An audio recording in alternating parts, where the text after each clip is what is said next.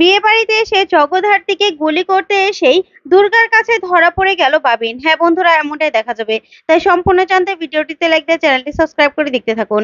গল্পের শুরুতেই দেখা যাবে পিতার সঙ্গে বাবিন কথা বলতে থাকে। তখনই পিতা বলতে থাকে, আমি না সবার কাছে বলবো যে আমি তোমাকে ভালোবাসি, তারপরে কিন্তু আমার বাড়ির লোকদেরকে তোমাকে কনভিন্স করতে হবে, ঠিক আছে? তখন বাবিন বলতে থাকে, হ্যাঁ হ্যাঁ পিতা ডার্লিং, তুমি একদম চিন্তা করো না, সবার কাছে আমি তোমাকে চেয়ে নেব। তখনই পিতা বলতে থাকে, আচ্ছা জানো তো বরুণ, সবাই না ধুতি আর পাঞ্জাবি পরবে, তুমি কি ধুতি আর পাঞ্জাবি পরবে? তখনই বাবিন বলতে থাকে, হ্যাঁ হ্যাঁ ধুতি আর পাঞ্জাবি পরবো, তুমি একদম চিন্তা করো না, তুমি কিন্তু আমাকে ভিতরে নিয়ে যাবে, ঠিক আছে? তখন পিতা বলতে থাকে, ঠিক আছে ঠিক আছে, আমি থাকতে তোমার আর চিন্তা করতে হবে না, আমি না তোমাকে খুব ভালোবাসি। তখনই বাবিন বলতে থাকে, আমিও তোমাকে খুব ভালোবাসি। তারপরে ফোনটা রেখে দিলে ওইদিকে উৎসব সবটা শুনে খুশি হয়ে যায়, মনে মনে বলতে থাকে, সরি পিতা, আজকে বাবিন বাবিন ঢুকবে, একটা কুখ্যাত খুনি, যার নামে কিনা অনেকগুলো কেস রয়েছে, সে এই বিয়ে বাড়িতে ঢুকবে। আর এই বিয়ে বাড়িতে ঢুকে জোড়া খুন করবে, জোড়া খুন। তারপরে এখান থেকে বেরিয়ে চলে যাবে। আর বেরিয়ে না যেতে পারলেও তো দিব্যা সেন তো রয়েছে, সে নিশ্চয়ই ওকে বের করে নিয়ে যাবে। সরি পিথা, তুই ভুল মানুষকে ভালোবেসেছিস, ভুল মানুষকে। আজকে তোর ভালোবাসার সুযোগ নিয়েই না ওই বাবিন এখানে ঢুকবে, বাবিন এখানে ঢুকবে। ওইদিকে বাবিন মনে মনে বলতে থাকে, সরি পিথা ডার্লিং, আমি না তোমার ভালোবাসার কাঙাল নই, বুঝতে পেরেছো? আমি শুধু টাকার কাঙাল। দিব্যা সেনের সঙ্গে 25 লাখ টাকার কন্ট্যাক্ট হয়েছে একজনকে খুন করার জন্য। আর জোড়া খুন করলে ডাবল টাকা পাবো। আমার আর কি, তোমার হাত ধরেই তো আমি ওই বাড়িতে ঢুকবো। আর তাছাড়া খুন করে যেন না ফেসে যাই, তার জন্য তো দিব্যা সেন আছে। আর আমাকে যদি বাঁচাতে না পারে, তাহলে উনি নিজেও তো ফেসে যাবে। আমার আর কিসের চিন্তা? তখন এই কথা বলেই বাবিন একা একা হাসতে থাকে। তারপরে দেখা যাবে স্বয়ংভু কৌশিকীকে ডাকতে থাকে। তখন সমরেশ এসে বলতে থাকে, কি হয়েছে স্বয়ংভু? কৌশিকী তো কাকুনকে সাজাচ্ছে। তখন স্বয়ংভু বলতে থাকে, ও, বড়দি কাকুনকে সাজাচ্ছে? আসলে ওখানে বরের গাড়িটা কি রেডি হয়েছে নাকি, সাজানো হয়েছে নাকি? তখন সমরেশ বলে, তুমি না চিন্তা করো না, আমি দেখছি, আমি সবটা দেখে নিচ্ছি, ঠিক আছে? তখনই স্বয়ংভু বলতে থাকে, ঠিক আছে। তারপরেই সমরেশ বলতে থাকে, আচ্ছা স্বয়ংভু, আজকে খুব সিকিউরিটি করা, তাই না? তখনই স্বয়ংভু বলতে থাকে, হ্যাঁ, আসলে অনেক গণ্যমান্য ব্যক্তি আসবে তো, তাদের সঙ্গেও সিকিউরিটি গার্ড থাকবে। তারপরেও সিকিউরিটি আমাদের একটু কড়াই থাকবে আজকে, কেউ যেন ঢুকতে না পারে। কেন জানি না আমার মনে হচ্ছে এই বিয়েতে কিছু একটা ঘটতে পারে। তখন সমরেশ বলতে থাকে, চিন্তা করো না, তুমি আছো তো, সবকিছু ঠিক হয়ে যাবে। তারপরে সমরেশ চলে গেলেই স্বয়ংভর চলে যাবে, তখনই বৈদেহী সেখানে চলে আসে। এসে বলতে থাকে, স্বয়ংভর। তখন স্বয়ংভর বলতে থাকে, বলুন। তখন বৈদেহী বলতে থাকে, আজকে দুর্গা আসছে। তখন এই কথা শুনে স্বয়ংভর চমকে যায়, বলতে থাকে, দুর্গা মানে? দুর্গা কে? তখনই বৈদেহী বলতে থাকে, তোমার মেয়ে দুর্গা, যে হারিয়ে গিয়েছিল, তাকে আজকে আমি এ বাড়িতে ফিরিয়ে আনবো, সে আসছে এখানে। তখনই স্বয়ংভু বলতে থাকে, আপনি পাগল হয়ে গেছেন? কি বলছেন এসব? দুর্গাকে এই বাড়ি থেকে কিডন্যাপ করা হয়েছে।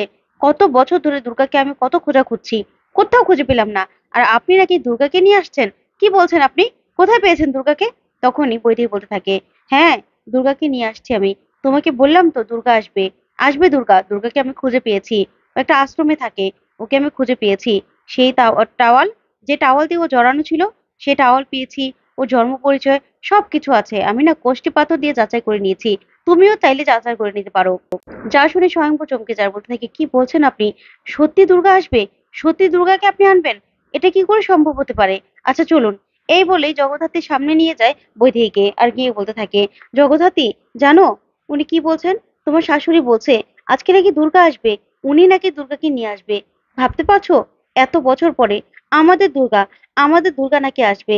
তখনই দেখা যাবে বৈদেহীকে স্বয়ংভু বলতে থাকে, জানেন তো, আজকে আপনাকে আমার মা বলতে ইচ্ছে করছে, আপনাকে আমার প্রণাম করতে ইচ্ছে করছে। তখনই বৈদেহীকে প্রণাম করলে বৈদেহী বলতে থাকে, কি করছো তুমি? তখন স্বয়ংভু বলতে থাকে, হ্যাঁ, আমার কাছে তো দেওয়ার মতো কিছু নেই, তবে আপনি আমাকে যে উপহারটা দেবেন, সারা জীবন আমার কাছে আপনার কাছে আমি কৃতজ্ঞ থাকবো, সত্যি কৃতজ্ঞ থাকবো। আমার দুর্গাকে এনে দিতে পারলে আমি কৃতজ্ঞ থাকবো। তখনই বৈদেহী বলতে থাকে, চিন্তা করো না, দুর্গা আসবে। তখনই দুর্গা বৈদেহীকে ফোন করে। তখন বৈদেহী ফোনটা রিসিভ করলে ওই পাশ থেকে দুর্গা বলতে থাকে, কি ঠাম্মি? তখন বৈদেহী বলে, কি ঠাম্মি মানে? তখন দুর্গা বলতে থাকে, ভুলে গেলেন? আমাকে ভুলে গেলেন আপনি? আমি আমি আপনি তো শুনলাম নকলি মাল নিয়ে আসছেন। তখনই বৈদেহী বলতে থাকে, মানে কি নকলি মানে? তখনই দুর্গা বলতে থাকে, হ্যাঁ, ভুলেও না এই কাজটা করবেন না, করবেন না এই কাজটা। আপনি না হেব্বি একটা মাল আছেন, বুঝতে পেরেছেন? হেব্বি জিনিস আপনি, কিন্তু আপনি না এই কাজটা করবেন না। আপনি কোনো নকল দুর্গাকে বাড়িতে এনে উঠাবেন না, তাহলে না আপনাকে এফর করে দেবো আমি, বুঝতে পেরেছেন? তখনই বৈদেহী বলতে থাকে, কি মুখের ভাষা, কি মুখের ছিরি, কি বলছো তুমি এসব, কি বলছো? তখন দুর্গা বলতে থাকে, হ্যাঁ আমি কিন্তু সব জানি, আমার কাছে কিছু লুকোতে পারবেন না আপনি, আমি সব জানি, আর সব আমি বলেও দিতে পারি, বুঝতে পেরেছেন? আপনি না এই কাজটা করবেন না, এই খেলাটা খেলবেন না, এই বয়সে খেলতে গেলে না আপনি হেরে যাবেন, বুঝতে পেরেছেন?